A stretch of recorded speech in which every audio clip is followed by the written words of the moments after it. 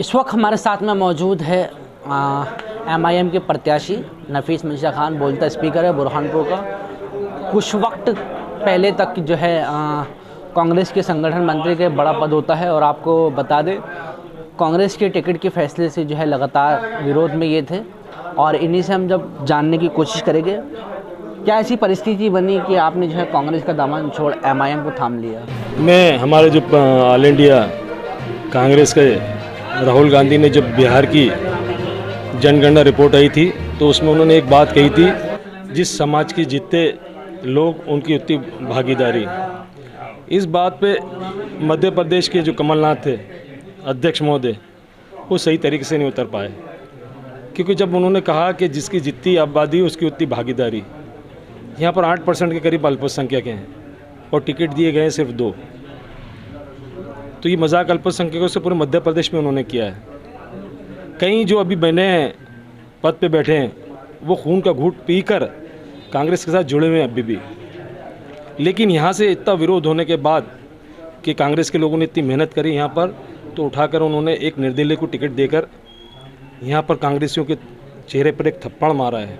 ये बता दिया है कि हम जो चाहेंगे वो करेंगे, अल्पसंख्यक वोट किसको देंगे। इनके पास दूसरा ऑप्शन तो है नहीं, बीजेपी से उन्होंने डरा के रखा है। इनके पास एक ही ऑप्शन है कि मुसलमान जाएगा तो जाएगा कहाँ, वोट देगा कांग्रेस को। इसी उम्मीद के साथ यहाँ विरोध होने लग गया निर्दलीय विधायक का, और ये विरोध इतना बड़ा कि यहाँ के हिंदू, मुसलमान, पूर्व विधायक और पार्षद जो अभी करंट के हैं, मुस्लिम भी और हिंदू, ये यहाँ से 40-50 लोग जब भोपाल गए तो हमारे महासचिव सुरजेवाला इतने घमंड में आ गए कि वो 2 घंटे तक कमरे में अकेले बैठे रहिए, लेकिन इन लोगों से मुलाकात नहीं करी, और ऊपर से पुलिस को बुलाकर इनको बाहर कर दिया गया, जबकि 400 किलोमीटर दूर यहाँ से भोपाल है। इतनी दूर मेहनत से ये लोग गए थे, सिर्फ अगर बोल देते कि आप बैठ जाएं, 2 दिन बाद हम निर्णय के अंदर कुछ ना कुछ फैसला करेंगे, तो ये खुशी खुशी वहाँ से आ जाते, तो विरोध इतना नहीं बढ़ता। लेकिन उन्होंने टिकट नहीं दिया, ऊपर से अल्पसंख्यक को इस तरीके से वहाँ से पहुँचाया कि वो नाराज़ी थी और ये तकलीफ़ हो रही थी, जिसकी वजह से घुटन महसूस हो रही थी हमारे को, और इस घुटन का अंजाम ये था कि वो जहर का प्याला पीना पड़ा। और यहाँ जाकर हमने एमआईएम के यहाँ के सदस्यों से मिले, इन्होंने हमें औरंगाबाद बुलाया, माननीय हमारे संसद हैं, उन्होंने हमें बुलाकर बाकायदा मीटिंग ली। वहाँ उसके अंदर भी मीटिंग के अंदर यहाँ के लोगों को तकलीफ़ हुई, भोपाल के कुछ मुसलमानों को तकलीफ़ हुई कि उनको फ़ोन करके बोलना कि इनको टिकट मत देना यहाँ पर एमआईएम का। उन्होंने बोला हम 2 टिकट दे रहे हैं यहाँ पर, और हो सकता है कल तक और बढ़ा दें। एक एसटी का टिकट जबलपुर में दिया है, सोनकर जी हैं, और एक बुरहानपुर में मेरे को टिकट दिया है। तो ये सिर्फ बताने के लिए कि ये सिर्फ मुसलमानों के नाम पे अपने वोट लेते हैं। मुसलमानों के लिए इन्होंने कभी इनको ये नहीं दिया कि अपनी भागीदारी आकर विधानसभा में बैठें और अपनी बात मनवाएं। अब तक कि आप कांग्रेस को जिताने के लिए काम करते थे, आप क्या कांग्रेस को हराने में काम करने वाले हैं? नहीं, मैं हराने का नहीं। कांग्रेस का जो कैंडिडेट है, मैं अगर नहीं भी लड़ता तो वो 3rd पोजीशन पे जाते, क्योंकि पब्लिक यहाँ पर जब जिसको सर पे बिठाती है ना, इसलिए बिठाती है कि वो सर का ताज बनाती है। पूरा 95% मुस्लिम समाज ने यहाँ वोट दिया था उनको, लेकिन लॉकडाउन में अपने घर की 4 दीवारी में कैद हो गए विधायक, ना हिंदुओं के घर गए ना मुसलमानों के घर गए। जो 2 करोड़ 3 करोड़ रुपये उन्होंने रेड क्रॉस में दिया है, वो भी भ्रष्टाचार में डूब गए। कई लोग उसके अंदर पैसा खा गए। अगर उसी पैसे से वो अनाज खरीद के हिंदू मुसलमान वार्डों में बांट देते तो कई लोग मरते नहीं, वो अपने घर में कैद होकर बैठ गए। अब करोड़ की बात करते हैं और शहर उजड़ा हुआ है। ऐसा लगता है कि 20 साल पहले जो हारून सेठ ने यहाँ काम किया था, रोड थे, नाली थी, पानी था, सब कुछ व्यवस्था था, सफाई थी, लेकिन आज 20 साल बाद भी आओ, कोई बुरहानपुर से बाहर आएगा तो जब देखेगा कंडीशन बदतर से बदतर हो गई बुरहानपुर की। और ये हम बोलते हैं दोनों पार्टी, भारतीय जनता पार्टी 20 साल से यहाँ पर, और ये माननीय हमारे जो बैठे थे, इन्होंने बोला हमने 1000 करोड़ का विकास करा है। लोगों को सिर्फ इन्होंने लेटर देने का काम किया है, जैसे दिया जाता है ना, लव लेटर थमा दिए सब लोगों को, और ये लव लेटर लोग लेके घूमते रहिए 2-2 3-3 साल तक कि अब पैसा आ रहा है, अब पैसा आ रहा है। इनका पैसा गया कहाँ, इसकी जांच होना चाहिए। जांच में सब मालूम पड़ जाएगा कि इन्होंने 1000 करोड़ का करा, और किसी ने जो बोला है हमने 5000 10,000 करोड़ का, इनकी जांच की सब जांच होना चाहिए। ज़िले में विकास तो दिखे, किसान परेशान, पावरलूम मजदूर परेशान, शहर का रोज़गार तबाह बर्बाद कर दिया इन्होंने। सिर्फ आपसी में इन्होंने इंतशार पैदा करा है, हिंदू समाज को डराया इन्होंने झंडे लगाने के लिए कि झंडे लगाओ तुम हिंदू हो। आज हिंदू की पहचान झंडे से होगी।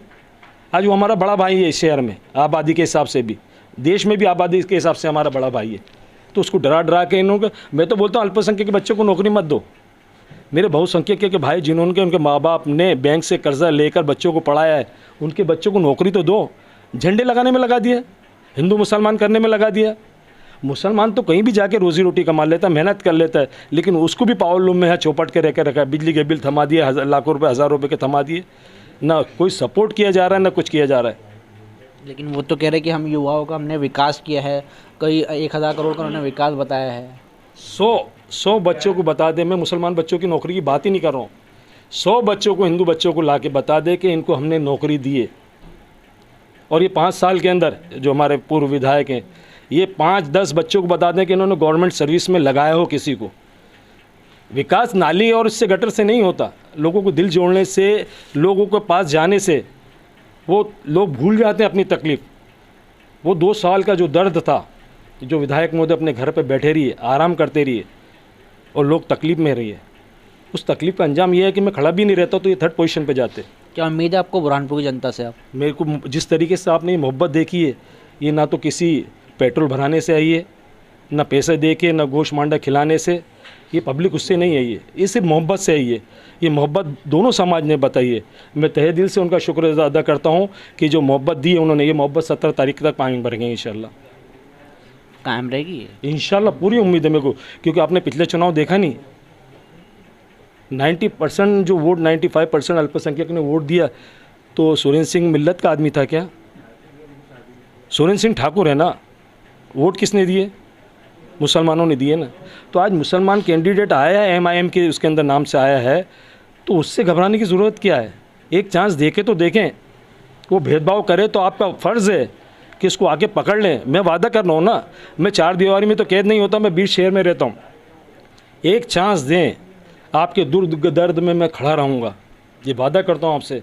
और नहीं तो मेरे को इस शहर में रहने का हक़ नहीं है। बेशर्म बन के मैं नहीं आऊँगा कि मैंने 1000 का काम करा है, 5000 का करोड़ का काम करा है। जब तक पब्लिक नहीं बोले कि हाँ इन्होंने विकास करा है, अपने मियाँ मिट्टू में नहीं बनूँगा। आपकी कांग्रेस कह रही है, आपके जिलाध्यक्ष की भाजपा की चाल है आपको खड़े करना, MIM को उतारना। ये देखिए, अभी मेरे छोटा भाई है, वो अभी नया है, कांग्रेस संगठन की अभी जानकारी नहीं है।